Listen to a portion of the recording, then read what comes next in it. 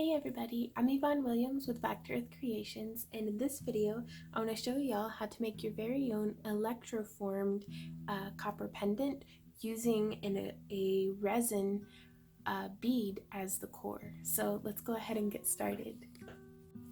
So I've started out by casting with Art and Glow resin a piece like this, and I had made this from a mold that I took of, like, this was a pendant that was given to me that, like, the bail broke off, so I filed it down and hot glued it on. This was a really cute little, like, button that I was like, oh, I want to use that for, like, cabochons. And then this piece here is an old like a vintage acrylic earring, like, it's very lightweight, but the hole was drilled a little off center, so I need to go in and, like, kind of patch that and redo the mold, but I'll show you, how I kind of work around that. So I made a mold using Umu 30 or 25. The 25 sets up faster. There are links down in the video description below to where you can get all the tools and materials that I'm using here. Now, this is not a mold making video, and it's still a little wet because I tried to rinse off all the dog hair. But yeah, I made the mold, peeled it out, pour the resin in there when it's nice and dry, and then after the resin has cured, we're left with this piece here. I'm going to zoom in a little bit for you, and I found it's a lot better to go ahead and tidy up all the little imperfections while it is still just resin. That way you're not having to file down on the copper. This was the very first piece that I had done. Very first electroforming ever, actually. So I am quite new to this, but I wanted to go ahead and show you guys how I'm going about it, because this is a lot more approachable than I thought it would be. And I just wanted to, share it with you. But yeah, it's a lot better, I think, to clean it up in the resin form. So to do that, I have a set of metal files. Oops. Sorry. I try to organize my workspace, but it still just gets kind of messy. So just files in a variety of shapes. I highly recommend it for whether you're working with polymer clay, resin, or what have you. Now this one's one of my favorites. It's like a triangle, and you can come through and just clean up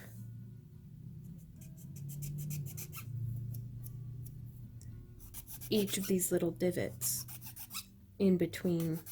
Most of them don't take a whole lot, and the resin files so much easier than metal.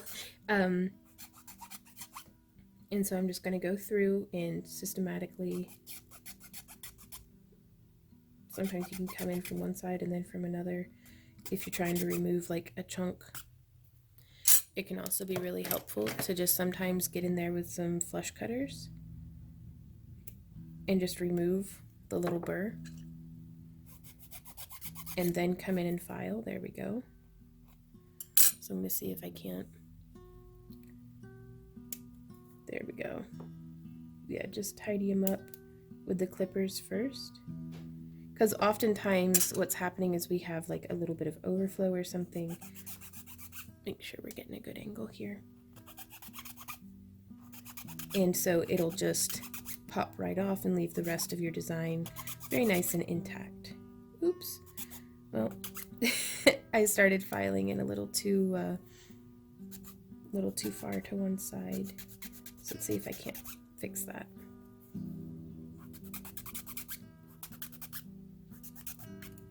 Yeah, again, just, now's the time to get the shaping and detail that you want. I'm going to go through with just a flat. I really like my big one for this. And just smoothing down all of our edges. Oops. Cleaning up any of the overflow.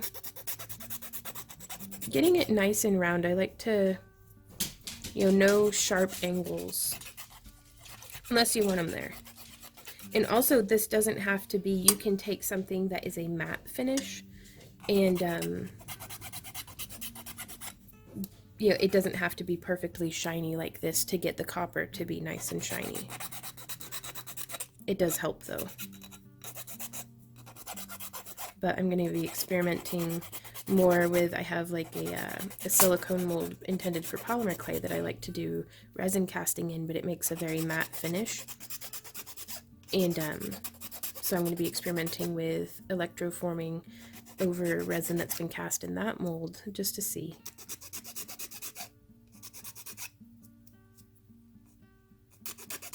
Sometimes we'll have gotten some weird bubbling or something.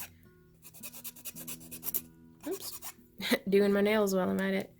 Okay, and now we have a little bit going on here on the inside, if you can see. I'm doing this in real time because I really want to give you guys an accurate idea of how much time investment goes into these pieces. Because, you know, if we speed it up into super duper fast mode, then you might be like, oh my god, why is this taking me, 5 or 10 minutes of prep work? Whenever really, sometimes that's what it takes. So now I'm coming through with this file, is one of my favorites as well. It's flat on one side and curved on the other.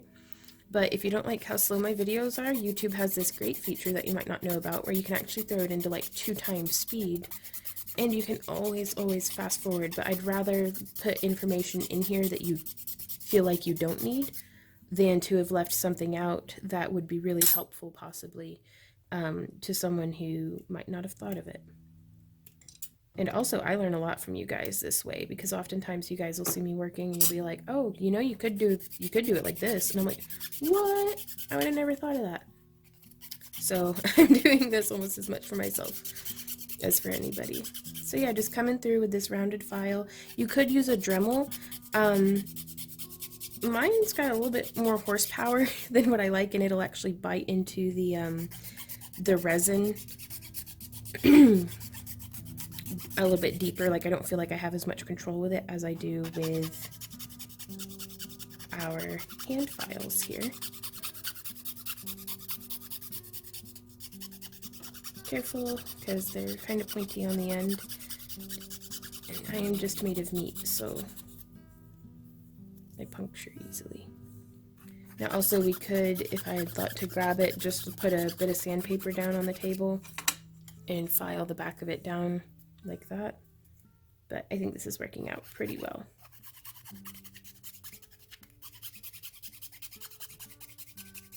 But yeah. And then you can also prevent a lot of this cleanup from being necessary by whenever you're casting your mold to try to just not overflow. Can be easier said than done though. I'm not a particularly tidy resin caster like some of y'all out there.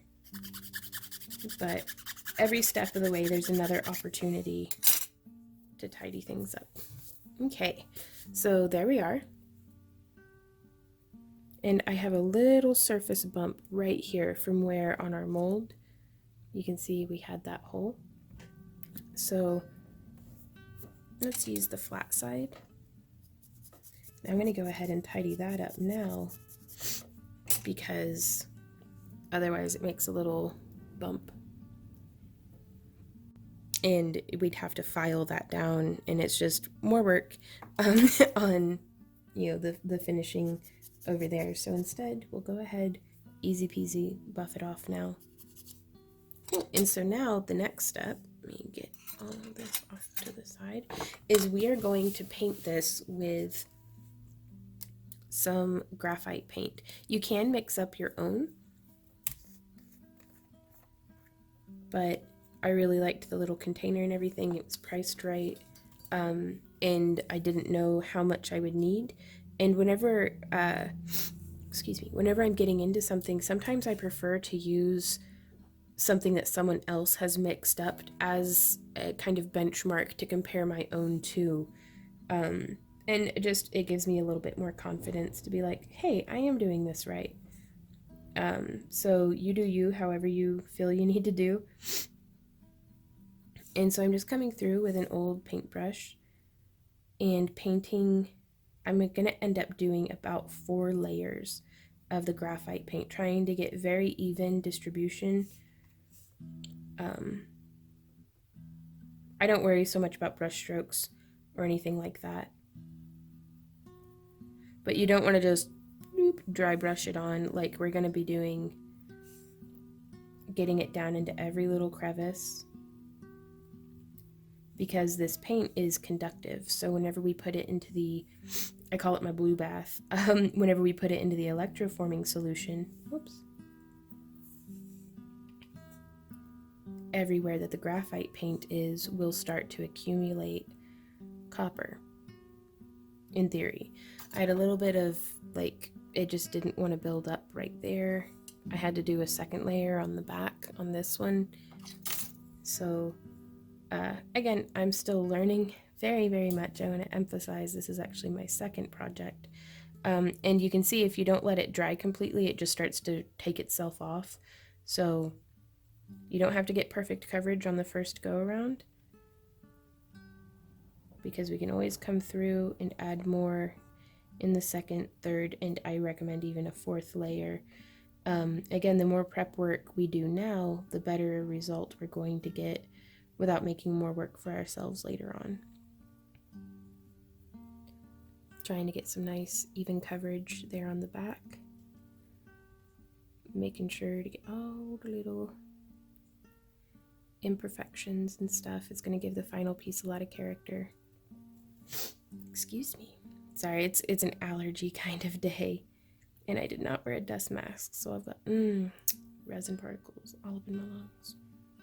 That's great. I bet that's really good for me.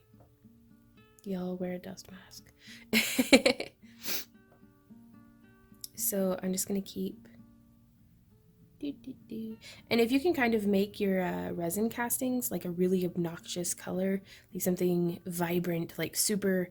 You know, I say that, but I love loud colors. But make it to where you'll be able to really see it. Like this translucent one was an experimental piece that the flakes kind of settled in, and I didn't really like the way it looked.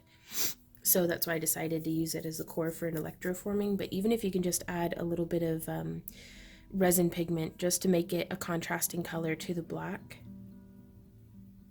And I'm just using my lid as a palette.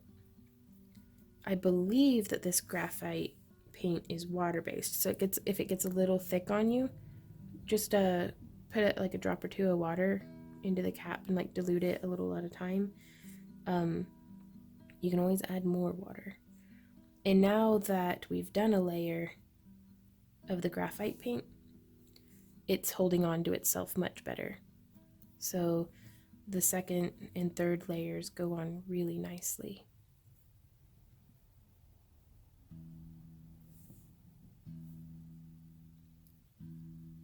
And just like with most, like this is not a seam filling primer. So that little hole there, that's gonna, the imperfections that we're seeing now with the graphite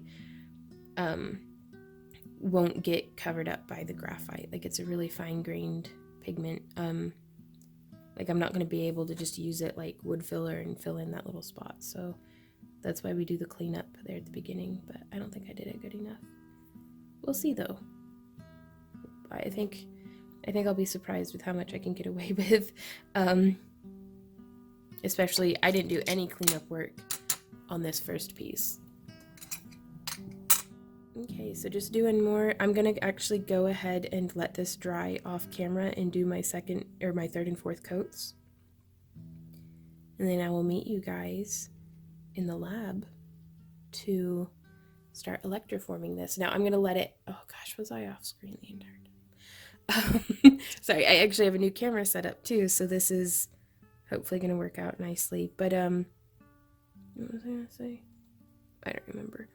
Oh, I'm gonna let it dry completely, like an hour or two. Or I'll just set it on the heater vent because it's winter and that'll probably come on and dry it off really nicely. But I don't want any water left in this. So we'll do that and I'll meet you guys back here for the next step. Okay, so here we are in the lab. I'm gonna back up just a little bit so that you can see a little better maybe what is going on. And here I have, this is actually an old style glass like percolating coffee pot. The stem broke though for the percolator, so then it just became a tea kettle. And now it is an electroforming tank. I had ordered a beaker from Amazon, but it broke and we returned it and I didn't feel like waiting for a new one, so repurposing. Which also, this worked out for the best because it does have a lid. to keep crud out, keep moisture in. So I removed that. You can see, let me change the camera angle real quick. So here you can see, sorry for the shaky cam, I have bent our anode around all the way down and in to our, for lack of a better term, beaker. And you can actually see down here in the bottom, this is on a magnetic stirrer, which if I flip it on, this is a magnetic stirrer that is also a heating plate. In this back room that I'm doing this in, it gets quite cold during the winter. And so while normally electroforming happens just fine at room temperature, I have read that a little bit of heat can help, but also I just needed it to be able to come up to room temperature. So that magnetic stirrer, you can see, goes quite fast sometimes. If we turn it up, we can actually get a neat little vortex going on. So that is highly unnecessary for what we're doing. And you can actually see I have quite a bit of sediment here in our copper sulfate. I'm not entirely sure what that's all about. If it gets super sludgy, I may have to like sift it, filter it. So I'm going to turn that back down. A little bit lower. There we go. And then we can set the temperature. Right now I have it set to about 17 or 18 degrees Celsius, and so that should be heating up. I mean, I did just turn it on.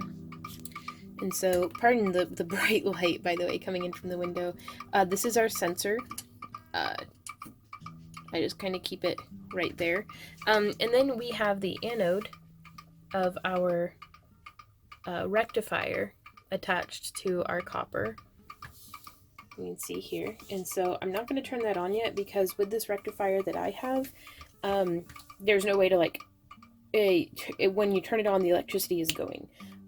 So I get everything plugged up first and then start it. So I'm going to change the camera angle again.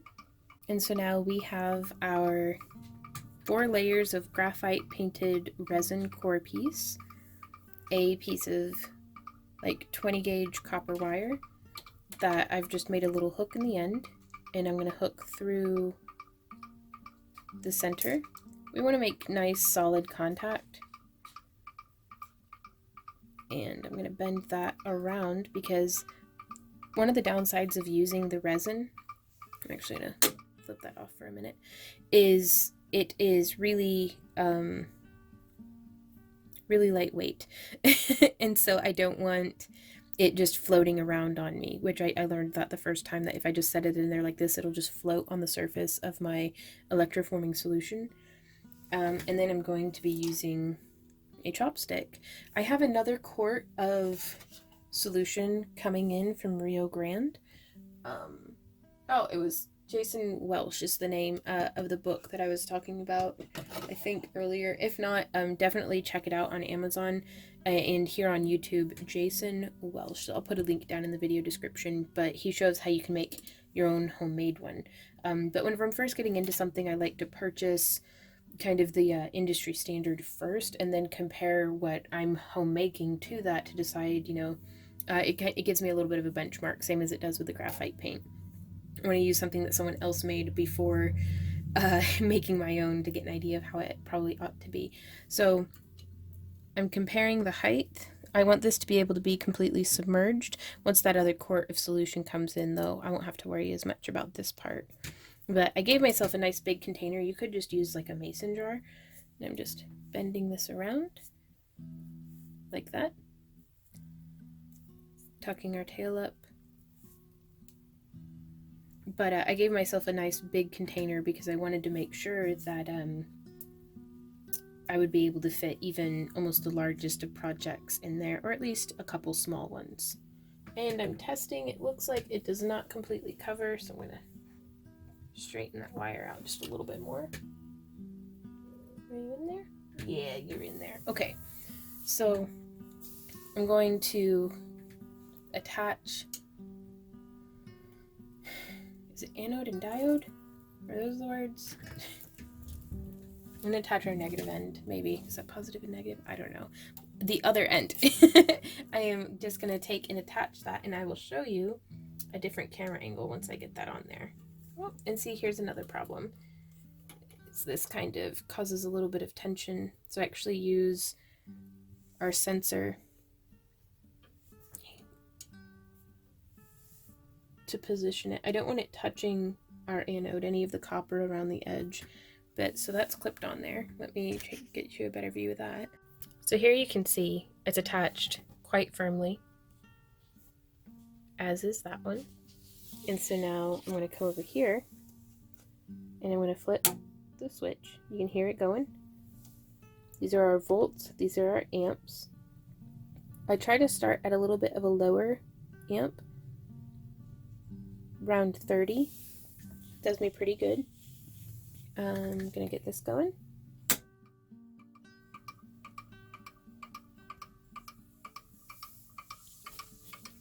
And I'm gonna try to peek in here without getting electrocuted. See, I think it might be touching the edge. That's no good. So I'm gonna see if I can't shift that around. Yeah, see, our volts went down from 1 to 5. That's alright though. But yeah, we just want to keep that where it's not touching anything. That should be pretty good. And then I'm going to come back and I'm going to check on this in about an hour. Okay, so it has been an hour. I'm actually going to leave this going, don't mind the clicking, but I am going to switch off. We're riding at 0.2 volts, 0.33 amps. So I'm just going to come in then. Oh, getting some nice coverage here. Okay. Take our diode off.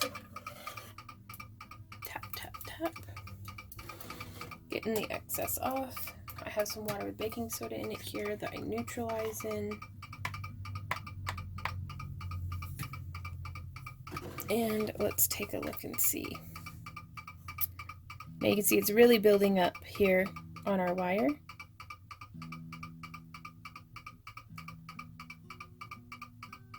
And getting a really nice, just kind of fade.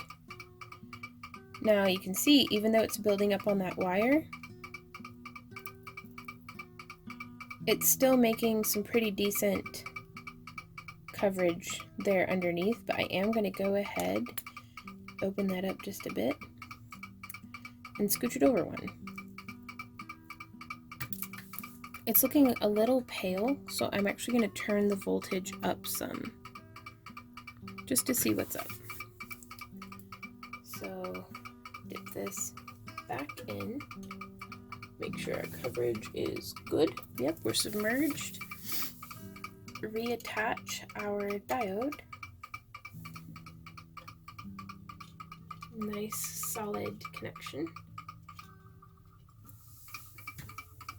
Make sure that it's not getting pushed around at all. Nope, that's not a good idea.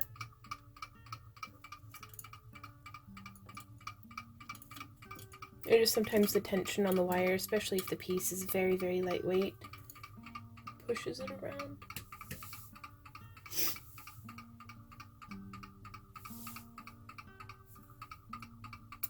That's looking pretty good. Now I'm going to flip it back on.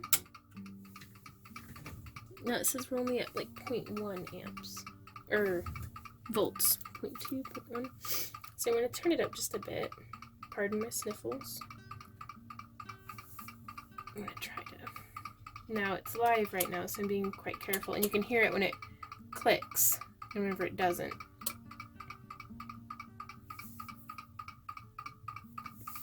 So that's just what it's riding at, I guess.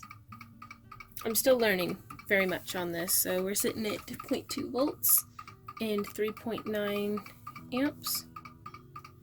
I'm going to turn it up to 0.42 to see how that happens. We're at 17.7 Celsius, and I'll check back in another hour. Okay, so it has been 2 hours now that we have been electroforming. We're at 0.2 volts and 0.42 amps. I'm going to switch that off just because I don't want to zap myself.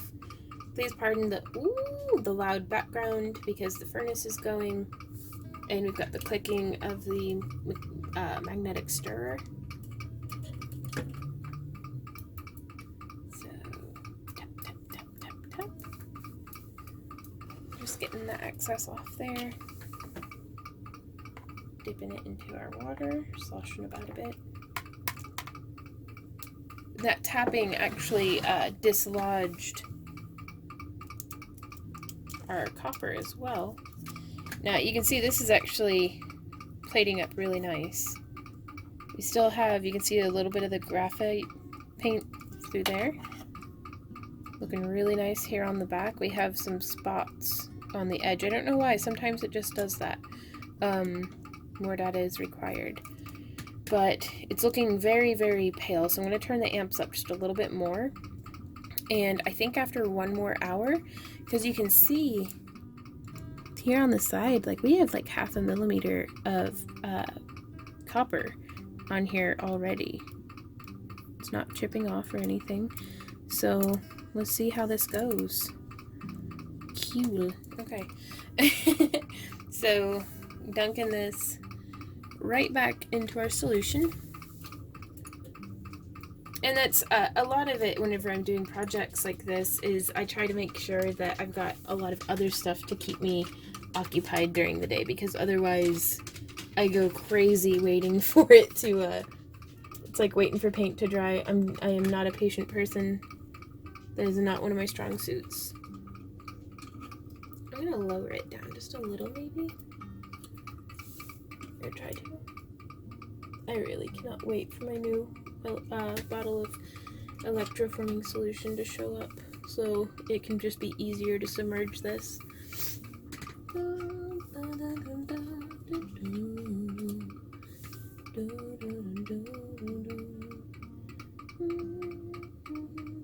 Okay, so we're good.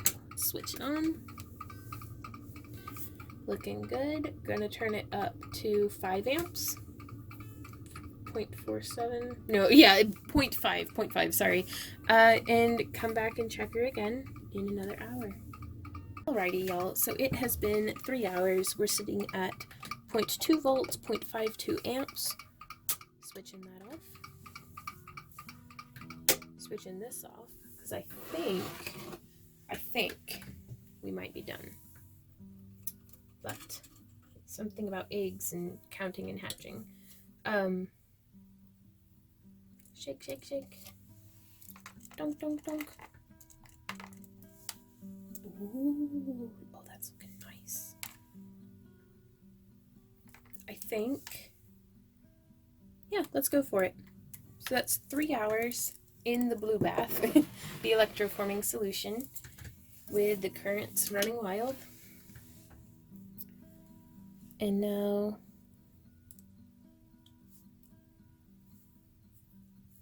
I'm actually going to open this up. You can see, even though it was electroforming on this as well, it did not join the two pieces together. So, and doing all that prep work really paid off. It's quite smooth. Like I am going to sand the back down a little bit, but I don't actually feel like that would be necessary, at least for the style that I'm going for. So I'm going to take this back to my workbench, and I'll meet you all over there. So we are out of the lab, and the next step is to get the copper to go from looking like this to looking like this. Please pardon the kitty. And the first step is going to be, I'm just using this ring clamp. That's the dogs tap dancing in the background. To hold on to it, you could use whatever you like. And I'm just going through with a steel bristled brush, and you can see that it's already starting to really shine up nicely. And so I'm just going to continue coming through, burnishing this up.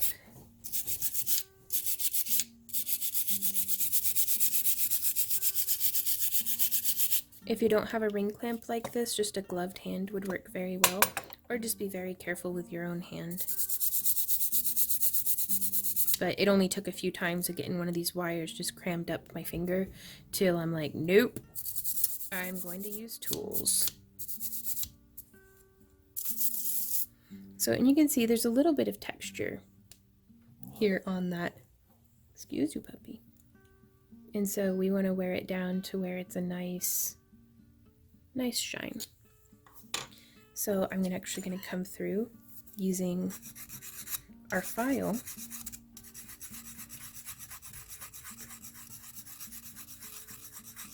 Again, you could use a Dremel with the different hand tool attachments. I thought I'd just demonstrate using hand tools. But this is going to end up giving us a much nicer surface than if we were to just use the wire brush. So let me angle this down and zoom in a bit for you. That way maybe. And also I wanted to test and see, and you know, just how much copper plating we were able to build up onto this.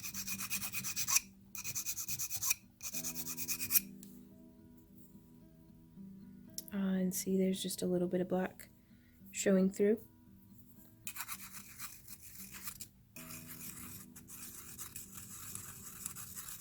I probably could have done with leaving this in the electroforming for another hour, but you get what you put into it, so, and I am pretty pleased.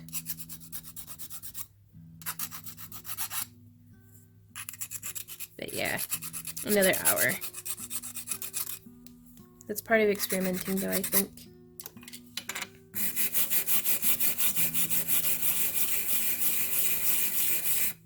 And so since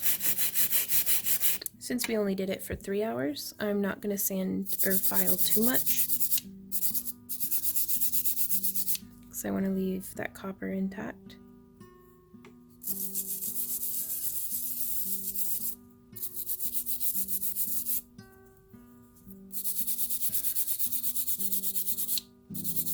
Shining it up just a little bit more. Now we could come through with, this is a Moonshine Cloth. It's really great for bringing out a final finish in copper and silver jewelry. But I want to oxidize this because I think that'll really bring out the details. So I had heated up my liver of sulfur and dipped the pendant in it, and then it's been about 5 minutes, and you can see we're starting to get some nice oxidation, but it's not quite happening down in the little crevices as much as I wanted. So excuse me, I'm gonna try to file down in there, like maybe the brush bristles weren't getting in there as much, but just to see if it'll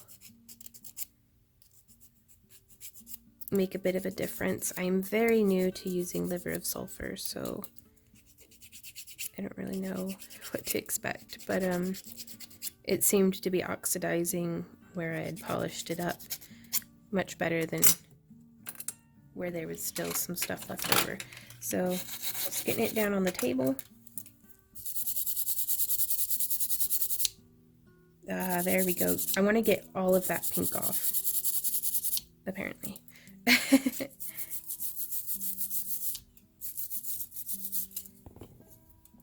And so once we're nice and burnished up, I'm also thinking that rubbing it down with our polishing cloth was probably a bad idea, because I think that might have made a little bit of a barrier that prevented the liver of sulfur from doing its work. So getting down into all the little crevices. This is nothing if not time consuming.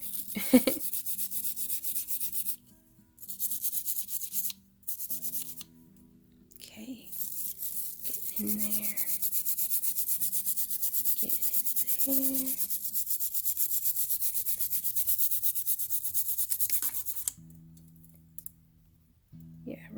get just nice bare copper showing.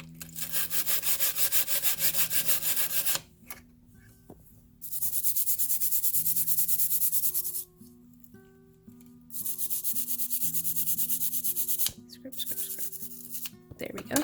Okay, so let us try this again, because we want that nice oxidation. So swishing it about.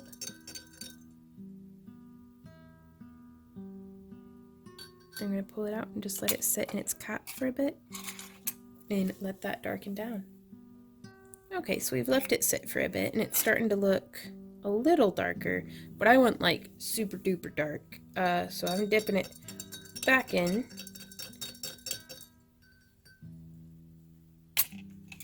And I'm going to let it sit here and just do its thing. And I'm going to go for like a walk and I'll be back in like an hour. So we'll see if that does anything. So I have been doing some reading online that I probably should have done before shooting a tutorial. Hashtag professional. From the Fire Mountain Gems website talking about using liver of sulfur. And I should have had a much hotter solution, a much cleaner pendant. I should have put it through my pickle pot. Keep it nice and clean, like after doing all the shining and buffing and everything. But all in all, it's still, you can do everything kind of not wrong, just very incorrectly, and still get a pretty decent result.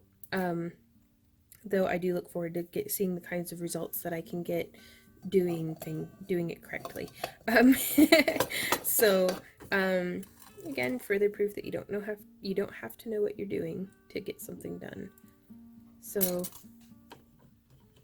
I'm gonna rinse off the rest of the liver of sulfur residue, and now we can come through, and I'm going to shine this up with my steel wire brush. You can see that's starting to really scrape off some of that oxidation. And I don't want to go in the same direction as the lines. I'm trying to go kind of perpendicular to them. That way it won't get down into the little crevices and stuff. I do have some steel wool that I could be doing this with, I think, but I don't want to have to put gloves on right now.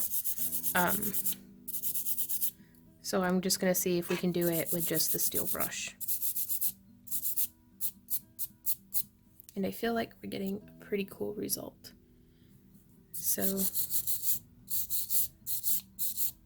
doing a bit side to side, trying to not focus too much on that spot where the copper plating has already started to come off from a little too overzealous sanding and filing and stuff.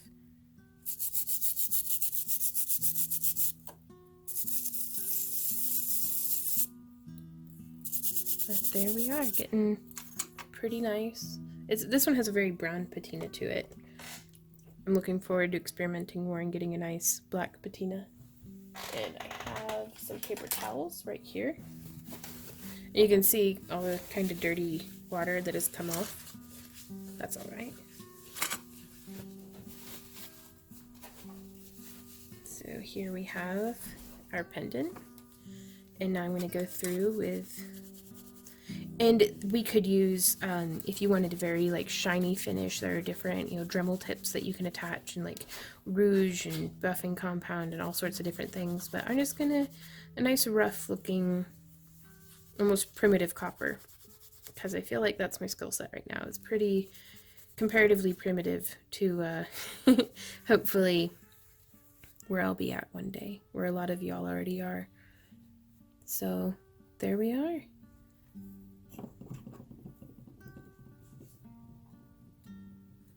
Not quite the nice finish. This is the difference between this was 4 hours and this was only 3 hours. But that's pretty neat. So whenever you have it buffed up and polished to your final shine, we could go through with a product called Renaissance Wax, which is a microcrystalline wax polish. A little goes a very, very long way. Has a little bit of a furniture wax smell to it. This one I'm not quite done yet with, so I'm going to show you the polish on the other one. And I'm just going to be buffing it across the higher surfaces.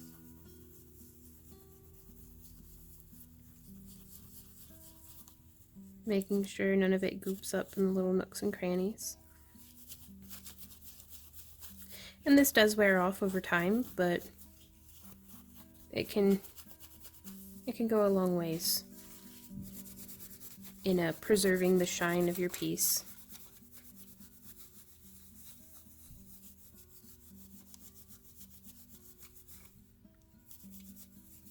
So I actually think with this one, I'm going to end up putting it back in the bath. I'm going to pickle it and then put it back into the bath for about another hour to try to build up a little bit more of a nice, coppery finish, and then sand it out a little bit more so that I can get this result. Because so far that was the only thing that I had done differently between the two, and I really preferred that nice shinier result. So then whenever it all is all nice and said and done though, we can take a ribbon or a leather cord or whatever you have, and I've folded its length in half, and I'm just feeding it through the back, opening that loop up, and then pulling through like that. And I want to make sure that it's positioned in a way that keeps it nice and centered. And so you can just wear it like that, or you could actually follow along with one of my craft along kits. If you're one of my $10 patrons with my digital download tier, you have access to all of my digital tutorials as well, and this would work perfectly for my craft along kit 1, where you have a donut bead and you do that kind of wire wrapping around it. I think that would look really neat, but sky's the limit. You could use this with macrame, chainmail, whatever you like. Sorry, the dogs are very, very loudly going up the stairs. Hey guys, thanks so much for joining me for this tutorial. If you have any questions, comments, or ideas, please leave them down below.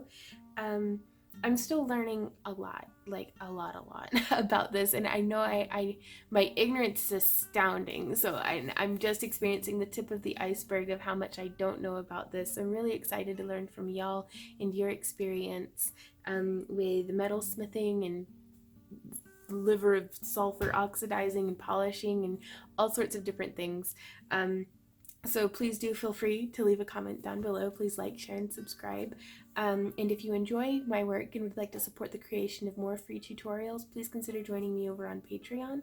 We do all sorts of different behind the scenes content, the digital download, some new written tutorials, in addition to like the monthly craft crates and things that we do. But the more you pledge, the more you get. But even just following me over there, you don't have to pledge anything. Just having a Patreon account, you'll still get access to notifications for whenever we're going live, because YouTube kind of drops the ball on that sometimes, as well as just, different things. So be sure to check that out. Links to my social media are down in the video description as well. And until next time, y'all, happy crafting. Bye!